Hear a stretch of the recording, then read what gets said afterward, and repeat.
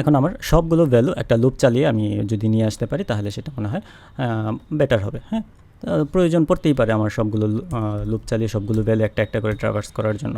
So my map dot for each, so এই যে দেখেন ফর ইচ NATU আছে না, তো এই যে এটার মধ্যে হচ্ছে যে কি ভ্যালুর মাধ্যমে হচ্ছে যে আমরা ভ্যালুগুলো পেয়ে যাব। সো আমি এটাতে ডাবল ক্লিক করলাম, এই জাস্ট এন্টার চাপ দিলাম। এখন আমি এখানে প্রিন্ট এলএন, এইখানে আমি লিখবো হচ্ছে KEY কি, যাতে কোনটা কি কোনটা ভ্যালু সেটা যেন বুঝতে পারি। আমরা জাস্ট নর্মাল এখানে টিটা দিলাম, স্পেস হাইফেন এবং ভ্যালু, কোন কি এর আন্ডারে কোন ভ্যালুটা আছে সেটা যাতে আমরা বুঝতে পারি। এখানে $সাইন দিয়ে ইউ। হ্যাঁ, তো প্রথমটা হচ্ছে যে টিটা হচ্ছে কি আসবে এবং ইউটা হচ্ছে ভ্যালু আসবে, অর্থাৎ প্রথমে যে ভ্যারিয়েবলটা এটার নামটা চেঞ্জ করে দিতে পারেন ইচ্ছা মতো। টি এর প্রথমটা হচ্ছে কি থাকবে, তারপরটা হচ্ছে ভ্যালু থাকবে। সো আমরা এটাকে রান দিতে পারি। সো রান দেওয়ার আগে আমরা এখানে একটা প্রিন্ট এলএন, এখানে আমরা একটা হাইফেন দিয়ে নিই কয়েকটা, যাতে আমাদের বুঝতে সুবিধা হয়।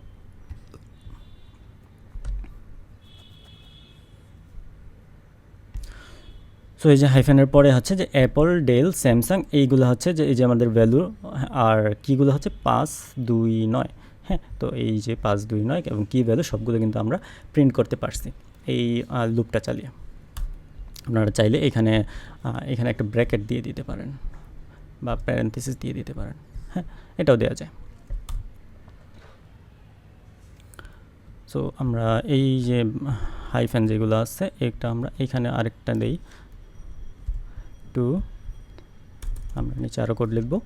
তো এই ফর ইচটা যে আপনার শুধু এভাবেই লিখতে হবে বিষয়টা এমন না, ফর ইচটা এভাবে লেখা যায়, যেমন মাই ম্যাপ ফর, নর্মাল যে আমরা ফর ইচ লিখি না, এই যেটা, হ্যাঁ এই যেটা লিখলাম। এখন দেখেন ইট যেটা, এইটার পুরো আস্ত একটা ম্যাপ রিটার্ন করতেছে। হ্যাঁ, তো একটা ম্যাপ রিটার্ন করতেছে বলতে একটা এন্ট্রি রিটার্ন করতেছে, অর্থাৎ প্রতিটা এন্ট্রি, অর্থাৎ একটা কি একটা ভ্যালু মিলে হচ্ছে একটা এন্ট্রি। হ্যাঁ, এরকমভাবে প্রত্যেকটা একবার করে এন্ট্রি রিটার্ন করতেছে। সেই ক্ষেত্রে আমরা প্রিন্ট কীভাবে দেব, আমরা এটাকে কপি করে নিয়ে আসি, তাহলে আমাদের সুবিধা হবে। সো আমাদের প্রথমে আছে কি, তারপরে যেহেতু আমাদের টি নাই এখানে, আমরা কি করব, এই যে এখানে ইট আসছে না, আইটি ডট, দেখেন আমাকে কি এবং ভ্যালু দুইটাই বলতেছে যে কোনো একটা সিলেক্ট করার জন্য। সো আমি কি দিয়ে দিলাম, যেহেতু আমরা সরাসরি একটা ভেরিয়েবল ইউজ করি নাই, সো ইটের পরে ডট দিয়ে আমরা অন্য একটা প্রপার্টি অ্যাক্সেস করেছি, সেই জন্য হচ্ছে আমাদের এখানে কার্লি ব্রেসেসটা প্রয়োজন পড়তেছে। সো আমাদের এখানেও কার্লি ব্রেসেসটা প্রয়োজন পড়বে, এখানে আইডি সাজেস্ট করবে অটোমেটিক্যালি, অথবা নিজেও দেওয়া যায়, ইট ডট ভ্যালু। সো আমাদের হয়ে গেল যে আমরা যদি normal for each loop use করি সেক্ষেত্রেও কিন্তু আমরা এই কি ভ্যালুগুলো পাচ্ছি। আচ্ছা, এরপরে 3 দিয়ে দিলাম।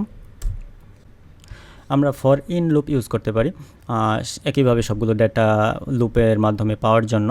সো ফর, সো শুরুতেই হচ্ছে যে আমরা একটা কি দিয়ে দেবো, কে দিয়ে দেবো সাপোজ, বা অন্য একটা যে কোনো একটা ভেরিয়েবলের নামও দিতে পারি। যেহেতু আমাদের অনেকগুলো কি পাবো সেক্ষেত্রে আমরা কেটা ইউজ করতে পারি। ইন, ফর ইন লুপের ইন, আর হচ্ছে মাই ম্যাপ ডট কে কিস, অর্থাৎ এই কিসের মাধ্যমে হচ্ছে সবগুলো কি আমরা পেয়ে যাব। ঠিক আছে, সো আমরা কন্ট্রোল অর কমান্ড চেপে রেখে যদি মাউসটা এটার উপরে নিই, দেখেন একটা সেট রিটার্ন করতেছে। এটার হচ্ছে যে অনেকগুলো, যেটার ভিতরে সবগুলো কি আছে। হ্যাঁ, আর এই এখন আমরা এই সেমভাবেই আমরা কি ভ্যালু বারবার না লিখে এটা কপি করে নিয়ে আসি। আমরা কিন্তু চেঞ্জ করতেছি, শুধু এই যে পার্টটুকু চেঞ্জ করে দিয়েই কিন্তু আমরা বুঝতে পারবো যে আসলে কীভাবে আমাদের ডেটাটা অ্যাক্সেস করতে হবে। হ্যাঁ, সো যেহেতু আমার এই কিসের মাধ্যমে প্রতিটা কি চলে আসতেছে কের মধ্যে, সো আমি কি পাওয়ার জন্য এখানে কার্লি ব্রেসেসের দরকার নেই, কে দিয়ে দিলাম। এবং যেহেতু আমাদের হাতে কি আছে সেহেতু আমরা কি দিয়ে কিন্তু আমরা যেমন গেট কে, হ্যাঁ এভাবে কিন্তু আমরা অ্যাক্সেস করতে পারি, অথবা এখানে এভাবেও অ্যাক্সেস করতে পারি, এই যে ব্র্যাকেট দিয়ে আমরা অ্যাক্সেস করতে পারি। সো একই কথা, সবগুলো একই রকমভাবে আউটপুট দিবে যখন যেটা প্রয়োজন পড়ে, অর্থাৎ আপনার কোড করতে গেলে বিভিন্ন সিচুয়েশনে পড়বেন, আপনার প্রয়োজন মতো যাতে এক্সট্রাক্ট করতে পারেন সেই জন্যই আমি মূলত সবগুলো দেখানোর চেষ্টা করতেছি। আচ্ছা, তো এখন আমার আরও দুইটা ফাংশন দেখব এখানে। For print LN my map dot contents কি। হ্যাঁ, তো এখন দেখেন কন্টেন্টসও আছে, কন্টেন্টস কিও আছে। সো আমরা যদি মোর স্পেসিফিক চাই যে হ্যাঁ একদম শুধু কিটাই খুঁজতেছি, দুইটার ক্ষেত্রে কিন্তু দেখেন কাজ কিন্তু একই রকম, যে আপনি শুধু কন্টেন্টস দিলেও এখানে কি পাস করতে হবে, কন্টেন্টস কি দিলেও কি পাস করতে হচ্ছে। সো দুইটাই বুলিয়ান রিটার্ন করতেছে। সো আপনি কন্টেন্টস কিটা ইউজ করেন, একদম স্পেসিফিক কন্টেন্টস কি। আমাদের এই যে কি আছে কতগুলা, 5, 2, 9, হ্যাঁ, এই কিগুলোর মধ্যে কি এক্সিস্ট আছে কিনা, অর্থাৎ আমি যদি এখানে 9 দিই, হ্যাঁ, এটা কি তাহলে এখন কি ট্রু আউটপুট আসবে, কারণ এই 9টা তো আছে আমাদের কি এর আন্ডারে। সো এই যে ট্রু আসছে। হ্যাঁ, অন্য কিছু যদি 5, 3, 9 এর বাইরে কিছু হইতো, 5, 2, 9 এর বাইরে কিছু হইতো, সেক্ষেত্রে ফলস আসতো। আচ্ছা, println my map dot contents CONTINS value. হ্যাঁ, সো কি চেক করলাম, এখন ভ্যালু তো চেক করা উচিত যে আসলে এই ভ্যালুগুলো আছে কিনা। হ্যাঁ, তো আমরা এখানে রেজাল্ট থেকেও দেখতে পারি, অথবা আমাদের উপরে যে ভ্যালুগুলো আছে, সাপোজ মনে করেন অ্যাপল প্রথমে যেটা আছে এটাই দিই। হ্যাঁ, এখানে ডাবল কোট অ্যাপল। অ্যাপলটা কি এই মাই ম্যাপের ভিতরে আছে কি নাই সেটা চেক করতেছে।